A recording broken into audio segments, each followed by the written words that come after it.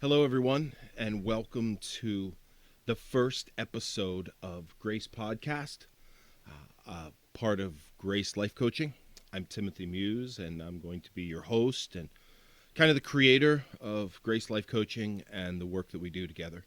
I'm super excited to be doing this first episode, this inaugural episode of what I hope to be a series of episodes where we're able to be together and I'm able to share with you thoughts and inspiration and vision and do some coaching and do some life work so that you can be the best you can be. Grace Life Coaching is about being the best you.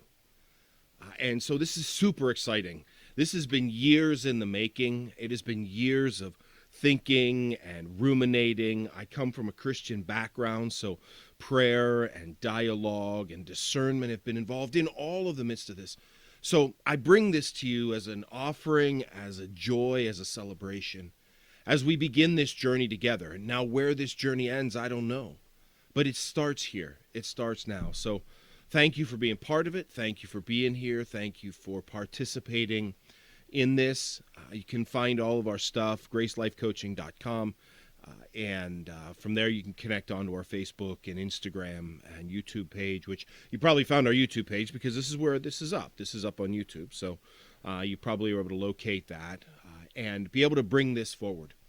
But like I said, I'm super excited about it. And I'm a bit scared, too. I'll be honest. I'm a bit scared. I'm a bit terrified about putting myself out there.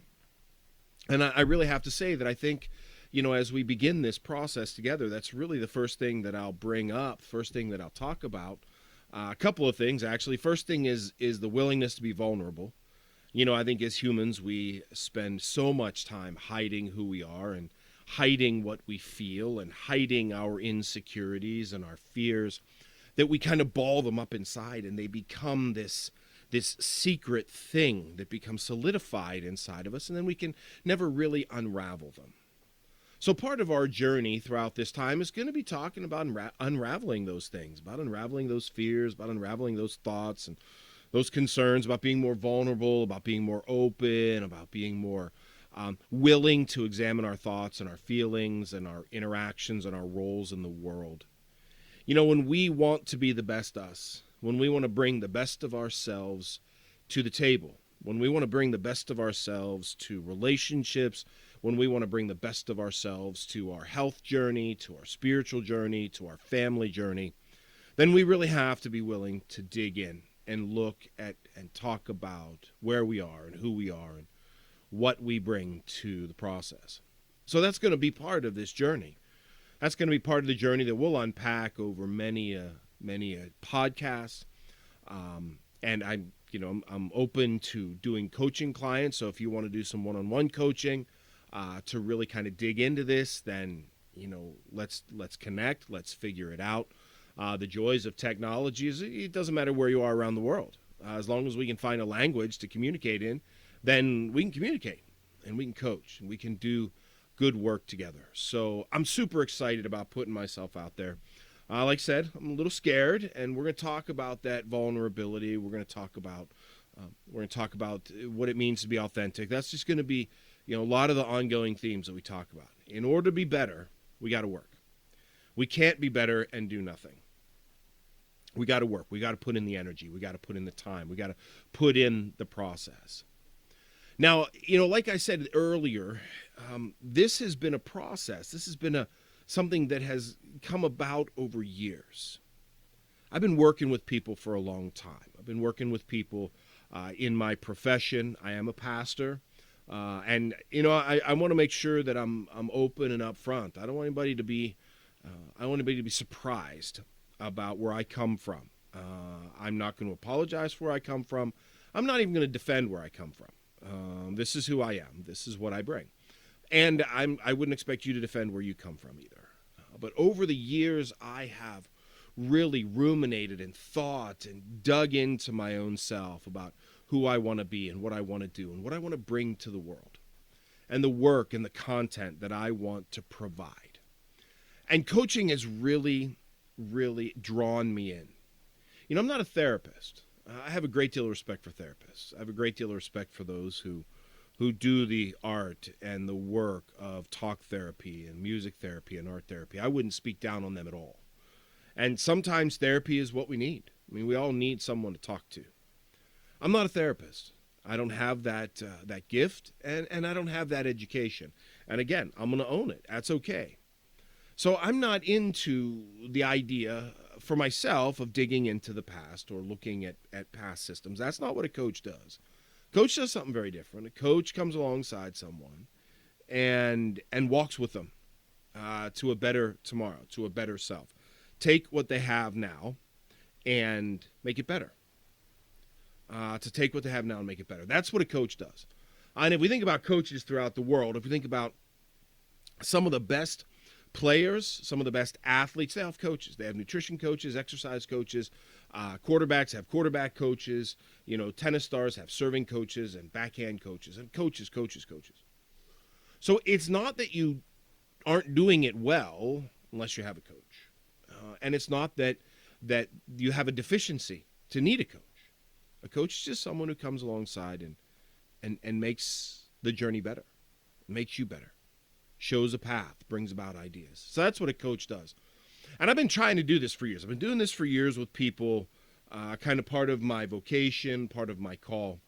But I really want to step it up to the next level. I really want to step it up to the next level, not only in reaching and bringing this ability to a larger audience, but also to be able to use the technology that's at hand, to use what we have been given and what we have available to us, particularly when it comes to internet and podcasting, to be able to bring this information out, to be able to bring this stuff out to other people so that more and more people can benefit from what I have to offer. I hope so anyway. I pray and I study and I think, because I believe that we should all have the opportunity for a better life. And when I say a better life, I'm not referring to a better life as in richer or as in longer vacations or more exotic places. Now, that may happen. But I'm talking more along the lines of being balanced, being peaceful, being in tune with yourself, vibrating above 50% or above neutral on a daily basis, having a positive outlook in the world, having a positive expectation, having a good sense of yourself, having a strong love of yourself. When I talk about a better you, I don't necessarily mean that you're going to have a six-pack abs and broad shoulders and a big bank account. I'm not going to go down. I'm not going to make those kind of promises, because those promises depend a great deal on the amount of work that you're willing to put into it. But when I talk about a better you, I mean offering the opportunity to be more balanced, to be more at peace, to be more at rest, to have satisfaction and fulfillment in life. And we're going to dig into that. I'm going to talk about satisfaction and fulfillment when we get a little deeper into some of these series here. I'm going to talk about a lot of things. So I hope that over time you're willing to kind of stay with me and engage and follow along. Because really, I think in a lot of ways, we're not trained this stuff. We're not taught this stuff. So we don't have any place to learn it. And we need to. We need to learn what satisfaction and fulfillment means. But this journey for me has been a long one. It's been a couple of years that I have coached, that I have thought about coaching, that I took my training. I got my training, my certification through the A.A.C.E, the American Association of Christian Counselors. And I've done some continued study through some other organizations and agencies. But it has been a couple of years, and I've thought about it for a couple of years, and I've really let it kind of reside in my soul and reside in my spirit till it, I think, became a part of me in a cellular level. But it can remain at a cellular level, even that deep. But if you don't do anything with it, well, then you're never going to do anything with it. How many times do we want to say, I'm going to write that great novel, or I'm going to plant that tree, or I'm going to build that birdhouse, or I'm going to do whatever, and we never do it. We always find a reason not to do it. It's either too cold, too warm, I don't have enough time, or maybe it's changing a behavior, maybe it's changing a pattern. I'm going to quit smoking when it's easier, or I'm going to go on a diet after Easter, after Christmas, after all the food is. We can talk about things in our head all we want. But it is not until we take the step. It is not until we do. It is not until we get out there and try. We may fail, of course, but we're always going to fail when we do nothing. When we do nothing, we're always going to fail. When we don't submit that poetry for possible publication, then it's just going to reside inside of our notebooks or our head. And we can say that, I never got published, or I never really found the right way or the right avenue, when really, in a lot of ways, we just never really took the courage, took the step, took the possibility to put ourselves out there. So this is really me putting myself out there. Now, I've done it with a lot of work and a lot of background and a lot of thought, of course, but this is me stepping out there. So this is a really exciting time. It's a really exciting time for me as a coach, for us as Grace Life Coaching, and the work that we hope to do together. So there's going to be a lot more stuff coming along. There's going to be a lot more stuff coming along. But today it's really about overcoming the fear of putting oneself out there. The fear of putting oneself out there in whatever it is, whether it is building birdhouses or writing poetry or publishing a short story or learning to dance or starting a workout routine.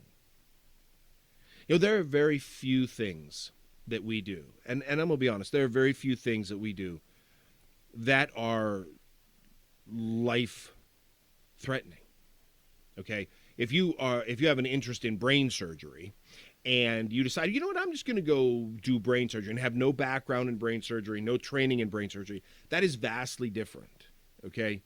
If you're going to put yourself out there to be a brain surgeon, first you need to have all of the study and all of the background and all of the experience of being a brain surgeon. But most of what we do on our agenda, most of what's on our agenda, most of what we want to do in our lives that we're not doing, writing a book or writing poetry or planting a garden or starting an exercise routine, they're going to change us, of course, and they may change people around us, but they're not life dependent. They're not life dependent. So we can't use the excuse that someone's life is going to be lost if I write this book, or I write this poetry, or I plant this garden. So let's really dig down a little bit. Let's spend a few minutes just kind of digging down on what is it that keeps us from stepping out there. What is it that keeps us from stepping out there? To take the chance, to go from just what's in our head to actually doing. What's in our head to actually doing. Well, let's talk about what the primary resistance is, and that is the fear of failure. Honestly, it's the fear of failure. We don't do because we're afraid we're going to fail. And you might. Most likely you will. I'm sure many of you have heard the story of Thomas Edison when he invented the first light bulb. It took him almost 2,000 tries to invent the incandescent light bulb. And one of his critics said, you failed almost 2,000 times. And Thomas Edison said, no, I didn't fail. I just learned 2,000 ways not to make the incandescent light bulb. Now, whether that story is true or it is an anecdote that is run down through myth and history and time, it is a really good point. And the fact of the matter is, failure is not that extensive. Failure is only what we allow it to be. Failure is only what we allow it to be. So if we're afraid of failing, then we're never going to do anything. The fear of failure is what holds us back.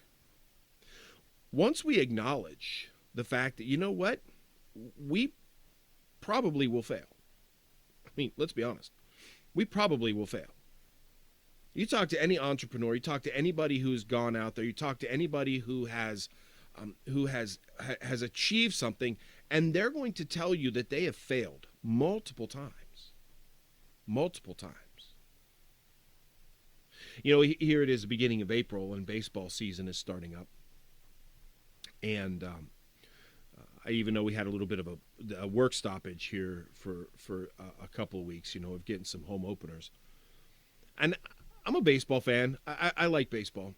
But the fascinating thing is some of the Hall of Famers in baseball, they had a lifetime batting average of like 300. Okay. So for those of you who don't know baseball or what have you, the average is the number of hits versus the number of at-bats. So if you have 1,000 at-bats and you average 300 hits, then your average is 300. But and someone that has a 300 batting average is going to be considered a star and is going to be looked upon as a very good baseball player. They fail 70% of the time. I mean, if their average is 300, that means that for every one that they hit, they miss 2. So a good baseball player is going to average 300, which is failing 70% of the time, achieving 30% of the time. So, and again, I mean, and I'm sure we would like a baseball player to hit 1,000, but that's never going to happen. That's never going to happen. Failure needs to be part of the equation. So what is it that holds us back? It's the fear of failure. It's the fear of failing. Okay. So how do we mitigate the fear of failure? Well, the first way that we mitigate the fear of failure is acknowledging the fact that we're going to fail. We're going to fail often. Failure is a part of the growing process. Failure is a part of the life process. We have to acknowledge that we're going to fail. That it's okay to fail. That it's okay to fail multiple times. That it's okay to fail over and over and over again, because sooner or later, if we try hard enough, we're going to succeed. Or we're going to come to realize that what we keep trying to do and failing at is just not where our gifts are. So it's the fear of failure that holds us back. Now, if we don't want to fail, then we study and we learn and we acknowledge and we investigate. And then that teaches us, it gives us the background to succeed the best as possible. But we can learn and learn and learn and learn and learn until we're full of knowledge. But if we don't apply that knowledge in any way, then it just lays dormant. In order for us to move, in order for us to have any kind of advancement, we have to overcome the fear of failure. Which then brings the question of, where does that fear of failure come from? Are you surrounded by people who are afraid to fail? Are you surrounded by people who raise up your failures and throw them back in your face? Are you surrounded by someone who's going to remind you of that failure that you had when you were in 2nd grade or that happened last year? Are your failures always thrown back at you by those around you? If they are, then you need to really question those around you and their voice, the power of their voice as you move forward. We become afraid of things because we're taught about it. Our fear is taught to us. We're not born with it. We're taught to it. We're taught it by those who either revel in our failure or are afraid to fail themselves. So, overcoming the fear of failure starts to question, 1, are you surrounded by people who revel in your failure, who want to see you fail, who throw your failure up over and over and over again? Because if you are, and you don't change the voices around you, then you are going to constantly just be dwelling in that fear of failure. And the other voice that is important is your own voice. What does your own voice have to say about failure? What does your own voice say? Have you failed before? Does your own voice keep saying to you, see, you failed at this, you're going to fail at everything? Does a failure, the thought of a failure, cause you to spiral? Cause you to catastrophize it into a point where everything's going to be a failure? What does your voice have to say about failure? If you want to overcome failure, you have to rewrite your voice. Once we acknowledge that failure is an option, failure is a part of the process, then we begin to realize that failure is not a terrible thing. Failure is something that we can incorporate into our steps. Failure is something that we can acknowledge and maybe even dance with. Sit down and have dinner with your fear of failure and find out just exactly what's at the root of it. What are you truly afraid of? Now, look, when we get out there, when we put ourselves out there, there are going to be people who are going to ridicule or criticize or make fun of or question. Of course, they're always going to be there. That's just a part of putting yourself out there. And overcoming those voices as well and putting those voices in their place. Saying, you know what, I'm not as concerned about that. Once we can become confident in what we want to do and what we want to bring forward, then that fear of failure kind of goes away. It takes a back seat. Fear drives us. Fear can be good. But we don't want to let it overwhelm us. And I'll be honest, there was a long time where I let that fear overwhelm me. Fear of what people were going to say about what I had to say. Fear about what I was putting out there. I'm sure there will be a bit of fear once I'm done with this podcast and I get it all ready to go and I hit that submit button, I hit that upload button to put it out there into the universe. But that fear is not enough to stop me. If you want to move, then addressing your fear of failure is one of the most important things that you have to do. Because you're not going to move if you're paralyzed by fear. And if you're not, and if you're afraid of failure, then you're not going to move, because movement usually means failure, redirection, pivoting. But once we can incorporate failure into the process, then we can begin to see that failure actually can be beneficial. We're going to save that for another time. The idea of failure being beneficial. But for now, it's enough. It's enough to face down that fear of failure. If you're looking to move, if you're looking to do something, then facing down that fear of failure is one of the biggest steps you can do. Because then it's going to open you up to the possibility of doing whatever it is that you dream about, that your heart longs for, that you desire to do, but you're afraid to do because you don't want to put yourself out there. It's okay. It's okay to be afraid. It really is. But it's not okay to let that fear cripple you, paralyze you. You're in charge. And it's important to overcome that by facing that fear, facing that failure. You can always look up others. Listen to voices of failure and success. I doubt that you're going to find any voice out there who's changed the world, who's going to say, oh yeah, I never failed. Of course they failed. And the more they failed, the more they're willing to talk about it. So if you want to move, if you want to put yourself out there, overcoming the fear of failure is a huge thing. Changing the narrative, changing the voice in your head, and making sure that you surround yourself with voices that are going to encourage you, that are going to lift you up, and not just revel in your failure, not just revel in the possibility of your failure or remind you of your past failures. That's not helpful, and that's not where you're going to grow. That's what I got for you today, my friends. Like I said, I'm super excited. Thanks for tuning in. Thanks for being part of this. I really look forward to the work that we're going to be able to do together. Until then, be well and have a wonderful day.